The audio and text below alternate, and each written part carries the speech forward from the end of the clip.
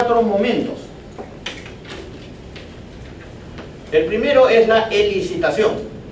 Elicitar significa hacer salir algo. Es una pregunta o un conjunto de preguntas para tratar de que la persona identifique las excepciones. ¿Qué mejorías ha notado desde que usted llamó? Ese es un tipo de elicitación, por ejemplo.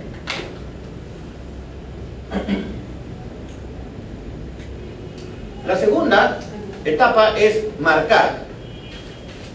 Marcar implica que tú utilices recursos verbales y no verbales, por ejemplo, mostrar asombro, para que eso que la persona te está describiendo como una excepción no pase desapercibido, ¿no? Cambios en tu tono de voz, cambios en tu postura corporal, de repente, ¿no? En tus gestos, que hagan indicar asombro. Ah, caramba, mire, eso que usted me está contando es importante, ¿no? O sea, toda esta semana, o en esta semana, ha disminuido casi a la mitad las peleas. Mire usted, qué interesante. A ver, cuénteme más sobre eso. Estás marcando, como queriendo anclar eso, para que la persona le preste atención, y eso no vaya a pasar como algo carente de importancia. Luego viene la ampliación, ampliar. Ampliar significa buscar detalles acerca de la excepción y de los efectos de la excepción. Como por ejemplo, a ver, ¿qué día usted me dice que pudiendo haber discutido con su mujer, no discutió con ella? Cuénteme, ¿qué pasó? ¿Qué hizo usted? ¿Cómo respondió ella? ¿Dónde estaban? ¿Quiénes se percataron de eso? ¿Qué efecto tuvo el hecho de que ese día usted no discutiera con su mujer? Por ejemplo, sobre sus hijos, sobre sus padres, en su trabajo, sobre su estado de ánimo, etc. Todos los detalles que se puedan hacer, que se puedan sacar a relucir y que permitan nuevamente que esa experiencia no pase desapercibida. Miren, es importante resaltar lo siguiente. Cuando el paciente te trae un problema, eso es una construcción que él ha hecho. Es un relato. Y lo que nosotros estamos haciendo es construir un relato alternativo. Es construir un relato alternativo que pueda ser complementario con el relato que el paciente está haciendo.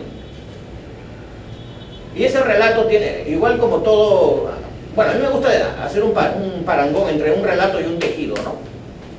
Todo relato, igual que un tejido, necesita muchas fibras. Un tejido no se hace con 4 hilos ni con 3, se hace con cientos. Por consiguiente, si tú no saturas de detalles esa excepción, pues simplemente va a aparecer algo que no, va a aparecer un hilo simplemente, y no una nueva realidad que pueda empezar a sustituir el problema que el paciente te está trayendo. Por eso la parte de la ampliación de la excepción es importante. El terapeuta de soluciones tiene que ser muy obsesivo en ese aspecto y no contentarse con 4 descripciones pálidas que el paciente te dé. Seguir preguntando, ¿y qué más? ¿Y qué más? ¿Y qué más? ¿Y quién más lo vio? ¿Y qué efecto tuvo en su hijo? ¿Y en el otro hijo? ¿Y en su trabajo? ¿Y en su jefe? ¿Y hasta en su perro? ¿No? Si yo lo hubiera observado a escondidas, ¿qué cosa me hubiera percatado que estaba haciendo el día que no peleó con su mujer, de otros días donde sí peleó con su mujer? Entonces, esto es una invitación a que la persona se observe a sí mismo, observe a los demás, ¿no? Y con eso empieza a cambiar su realidad interior. Y la cuarta etapa es atribuirle control, ¿sí? Es decir, que la persona no solo construya una realidad alternativa, sino que pueda sentir que está bajo su control, porque si no, no lo va a poder replicar. Va a decir, mire, sí, qué bonito, ¿no? Ese día no peleamos, todo fue muy armonioso, mire usted el efecto grandioso que tuvo sobre toda la familia, pero ¿cómo vamos a poder hacer que eso vuelva?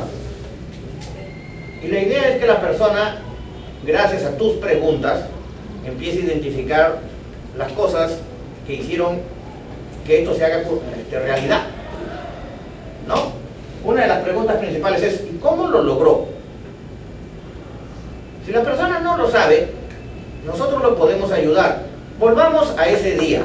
Desde que usted abrió los ojos, cuénteme qué cosas hacía, dónde estaba. ¿Y qué cosa era diferente de otros días donde de repente sí peleaba con su mujer o donde esta excepción no se presentó? Entonces la persona, tratando de rememorar y comparando con otros días donde la situación no era igual, puede empezar a identificar lo que Bateson diría la diferencia. ¿Qué hace la diferencia? ¿No? Por ejemplo, yo recuerdo hace un tiempo me va a consultar una señora por su hijo de 6 o 7 años que tenía un serio problema para irse a la cama en la noche.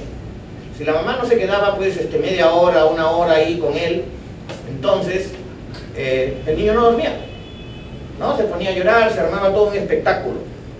Haciéndole esta pregunta, ella me dice, bueno, sí, en realidad hace 2 o 3 días mi hijo durmió fácilmente.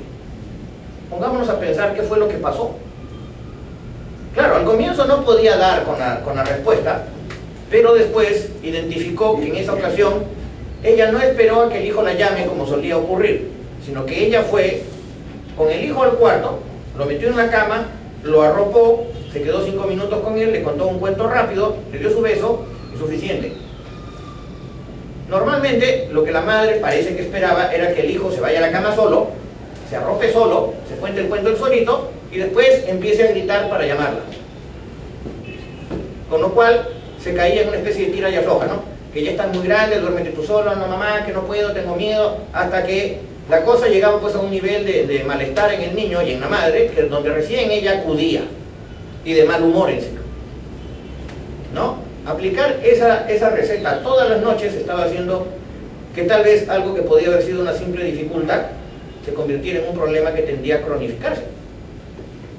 Pero el hecho de que la mamá actuara diferente en esa ocasión entrañaba la raíz, la semilla de toda la solución. Entonces simplemente se le dijo, haga eso todos los días a ver qué pasa. Y no fue necesario hacer nada más, porque con eso se solucionó. Muy bien.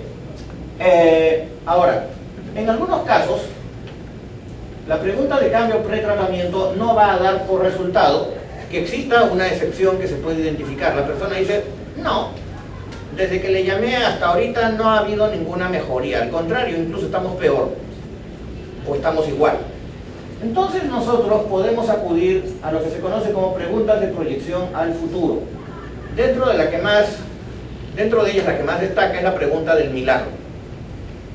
En realidad, más que la pregunta del milagro, debería llamarse la intervención del milagro o la técnica del milagro, porque no es una pregunta, es un montón de preguntas que hay que hacer.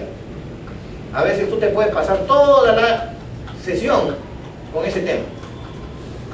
La pregunta del milagro consiste en decirle algo como lo siguiente, ¿no? Mire, le voy a hacer una pregunta que puede que le parezca un poco extraña y que va a requerir mucho de su imaginación. Hágale cuenta que usted sigue el día de hoy, el día transcurre como siempre, y en la noche se va a dormir. Y mientras duerme ocurre un milagro. El problema por el cual usted ha venido a consultar se arregló sin que haga usted ningún esfuerzo, por arte de magia. Como usted está durmiendo, no se ha enterado del asunto. Usted el día de mañana se despierta pensando que todo sigue igual, pero a medida que pasan los minutos y las horas, se da cuenta que ese problema ya no se presenta. ¿Qué es lo que va a notar desde que abran los ojos mañana con respecto a este problema que le va a hacer pensar que ya se solucionó? Si se dan cuenta, he seguido hablando en términos presuposicionales, ¿sí? Y esto de lo presuposicional es para colocar a la persona mentalmente en esa situación. Si tú hablas, ¿qué ocurriría? Lo estás colocando desde fuera. En cambio, ¿qué va a ocurrir? Ya lo mentaliza, lo pone en esa situación. Entonces, tú lo invitas a que te empiece a describir. Bueno, mire, entonces mañana empieza a ocurrir esto, yo me comporto así, me siento de este modo, etc. Normalmente las personas te dan respuestas muy pálidas. A veces te dicen cosas tan generales como, bueno, ¿que mañana qué pasa? Mañana el problema se solucionó. Entonces ahí entra la chamba del terapeuta, que tiene que empezar a buscar detalles descritos en positivo. Por ejemplo, ya se solucionó. ¿Cuál va a ser la primera señal que le va a indicar que el problema ya se solucionó? Ah, bueno, de repente cuando mi mujer, en lugar de levantarse y meterse al baño ella sola, primero pase por mi lado de la cama y me dé un beso. Entonces, ¿y usted qué va a hacer?